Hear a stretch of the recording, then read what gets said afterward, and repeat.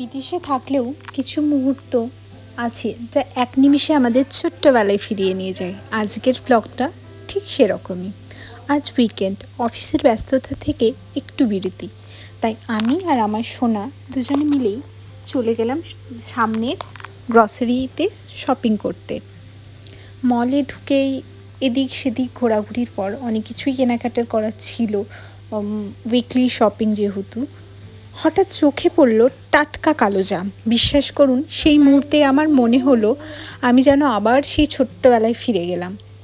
এবং গরমের ছুটিতে বন্ধুদের সঙ্গে জাম খাওয়ার যে আনন্দ, জাম রাঙা জিভ, তার যে নির্ভেজাল আনন্দ, সে হয়তো আর আমি বলে কথাই প্রকাশ করতে পারবো না।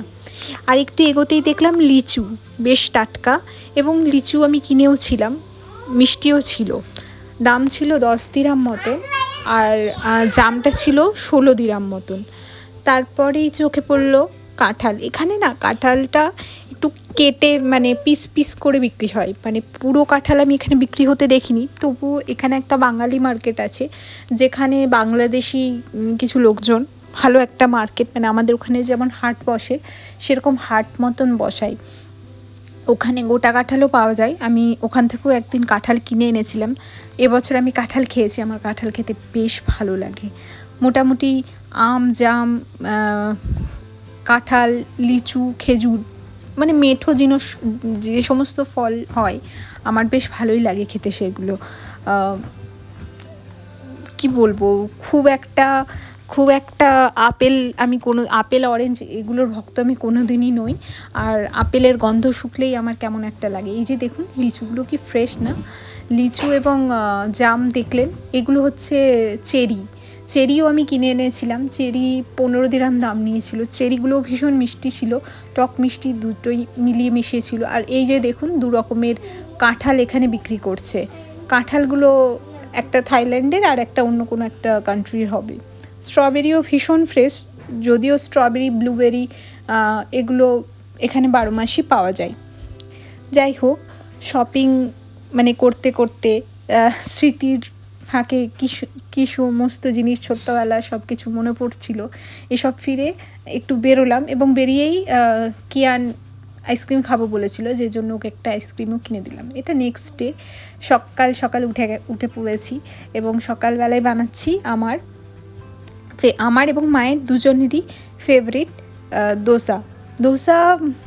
যখনই আমি সকালবেলায় ব্রেকফাস্ট বানাই, আমার ওই দিল্লির ব্রেকফাস্টের উইকেন্ড ব্রেকফাস্টটা মনে পড়ে যায়, যখন আমি নিজের হাতে বানাচ্ছি। সময় বদলেছে, শহর বদলেছে, কিন্তু ভালোবাসা দিয়ে এই যে রান্না করার অনুভূতিটা আজও রয়ে গেছে সেই একই রকম।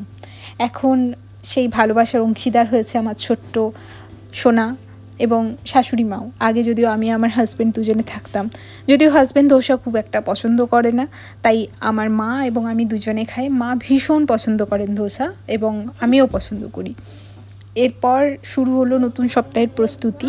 অফিসের জন্য কাপড় ইস্ত্রি করে রাখলাম, ঘরের ছোটোখাটো কাজও গুছিয়ে নিলাম। এদিকে রান্নাবান্না, শাশুড়ি মা ডাল আর ভাত বসিয়েছেন, আমি ভাবছি অন্য কিছু একটা সবজি বানাবো, আর টাটকা ফল দিয়ে একটা স্যালাড টাইপের বানাবো। যাই হোক, কিয়ানের সাথে এখানে আমি একটু খেলা করছি, কারণ সারা সপ্তাহ ও আমাকে পায় না। তো উইকেন্ডে ও আমাকে একেবারেই ছাড়তে চায় না, যতবারই ছাড়ার কথা বলছি ততবারই ধরছে আমাকে, এবং ওর সাথে খেলার জন্য আমাকে ইনসিস্ট করছে। আমি জানি আমার এই দুবাই ব্যস্ত জীবনের মধ্যেও আমি একটু ছোট্ট সুখগুলো ধরে রাখার চেষ্টা করছি, এবং আপনাদের সঙ্গে ভাগ করে নেওয়ার চেষ্টা করছি সেই স্টোরিগুলো। আশা করছি আপনাদের এই ব্লগটা ডেফিনেটলি ভালো লাগবে। আর যদি ভালো লাগে, ভিডিওতে অবশ্যই একটা লাইক করবেন, কমেন্ট করে জানাবেন আপনাদের এই ব্লগ কেমন লাগছে। আর যদি এখনও সাবস্ক্রাইব না করে থাকেন, তাহলে অবশ্যই করে নেবেন সাবস্ক্রাইব। আবার দেখা হবে নিশ্চয়ই একটা পরের ব্লগে। চলুন দুবাইয়ের এই ছোট্ট গল্পগুলোকে একসঙ্গে বাঁচি, একসঙ্গে শেয়ার করি জীবনের সমস্ত রকমের সুখ, দুঃখ, আনন্দ, সব কিছু। এই যে দোসা ব্যাটারটা আমি কিনে এনেছিলাম বললাম, এবং এইভাবেই আমি বানাই। আমি না ঘি রোস্ট দোসা বানাই বেসিক্যালি।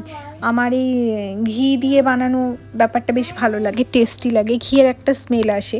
যদিও এখানে না ঘি খুব একটা ভালো পাই না, এই দোসা ব্যাটারটার দাম বলে রাখি, যেটা হচ্ছে 5 দিরাম, 4.95 দিরাম মতন, এবং এটা বেশ ভালো। মানে আমরা যেহেতু 2টো করে 4টে বানাই আমার আর মায়ের জন্য, আমাদের বেশ 3 দিন বা 4 দিন মতন চলে যায়।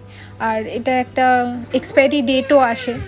দেখুন, মানে ব্রেড বাটার আমি খুবই পছন্দ করি, কিন্তু ব্রেডের থেকে এটা অনেকটাই হেলদি, এবং এটা খেলে শরীরের অন্যরকম কোনো রকম অম্বল গ্যাস জাতীয় কিছু হয় না। সেই জন্যই আমি এটাকে প্রেফার করি। মানে অ্যাটলিস্ট উইকেন্ডে আগে আমি খুব ম্যাগি খেতাম, এখন একটু অ্যাভয়েড করছি, একটু হেলদি খাওয়ার, হেলদি থাকার চেষ্টা করছি, এবং সেটা আপনাদের সঙ্গে তুলে ধরারও চেষ্টা করছি। যদিও ম্যাগিটা খুব একটা ভালো না, কিন্তু আমার অলওয়েজ ব্রেকফাস্টের অপশান হিসাবে boiled egg and Maggi favourite. যদিও এখন বয়েলড এগটা একটু অ্যাভয়েড করবো এই ফুল মান্থ ধরেই। এইভাবেই আমি বানাই। এই যে দেখছেন, এক পিঠ হয়ে গেলে ওর ওপরে একটু ঘি ছড়িয়ে দিলাম, এবং ওই ঘি ছড়িয়ে দেওয়ার পর ওটাকে আবার রোটেট করে নেব। রোটেট করার পর মানে নিচের দিকটা যখন একটু ভাজা মচমচে হয়ে যাবে, তখন ওটাকে আমি মানে রিপিটেটিভ ওয়েতে করতে থাকি। আমার খেতে বেশ ভালোই লাগে, মানে আমার ঠিকঠাকই মনে হয়, এবং এটা অনেকক্ষণ বেশ ফিলিং রাখে। মানে খাওয়ার পর বেশ ভালো একটা আরামদায়ক টাইম থাকে। এটা খুব একটা হেভিও না, খুব একটা মানে এমটিও থাকে না স্টোমাকটা। সেই জন্য এই যে আমি এটাকে ফ্লিপ করব এবার।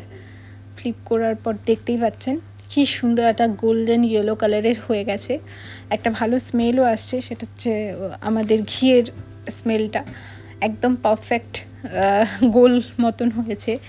আমি এটা কলা দিয়ে খাওয়াটা প্রেফার করি, পিনাট বাটার দিয়েও খাওয়া যায়, এবং অনেকেই, মানে আমি নিজেও আগে খেতাম, সেটা হচ্ছে ওই নিউট্রেলা দিয়ে, বাট নিউট্রেলা এখন আমি খাওয়াটা বন্ধ করে দিয়েছি, সেই জন্যই খাচ্ছি না। তাছাড়া এইভাবেই আমার উইকেন্ডটা চলেই যাচ্ছে।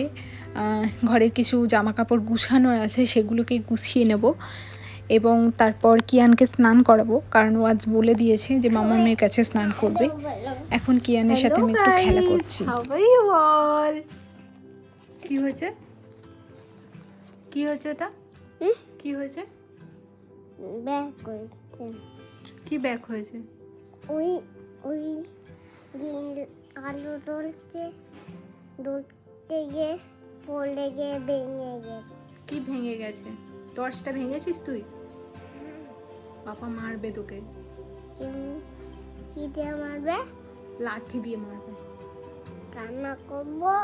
নো নো নো নো বাবা, মারবে না, আমি এমনি বলছি। তাকাও তাকাও আমার দিকে তাকাও। সলি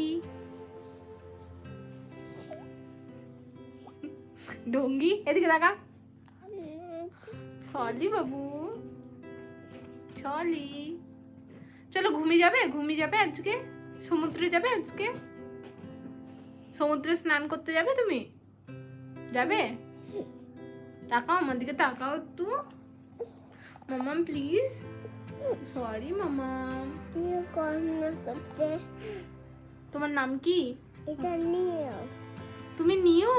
আচ্ছা নিও, ইধার आओ। নিও, কাম হিয়ার। হ্যাঁ।